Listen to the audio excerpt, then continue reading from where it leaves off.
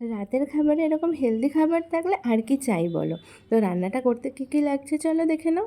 তো এখানে আমি নিয়েছি আদা কুচি, রসুন কুচি, বিনস, গাজর, আলু, পেঁয়াজ কুচি, লঙ্কা কুচি, টমেটো আর চিকেন।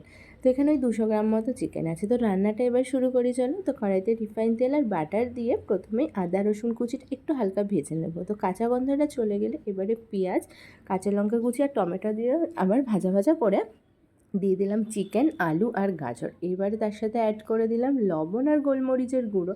তো এবারেও আবার কিছুক্ষণ ভালো করে ভেজে নিয়ে সবার শেষে দিয়ে দিলাম বিনস। তো বিনসটা একটু লাস্টেই দেবো, নাহলে কী হয় জানো তো একদম বেশি সিদ্ধ হয়ে যায়। তো ভাজা সম্পূর্ণভাবে রেডি হয়ে গেলে এবারে জল দিয়ে এটা 10 থেকে 15 মিনিট কি 20-25 মিনিট মতো ঢাকা দিয়ে ভালো করে ফুটতে দেবো। দেখো গ্রেভি কিন্তু অনেকটাই কমে গেছে। নামানোর আগে একটু কর্নফ্লাওয়ার জল দিয়ে গ্রেভিটা একটু শুকিয়ে নিলে একদম হেলদি চিকেন স্টু কিন্তু রেডি। এবার শুধু খাওয়ার পালা।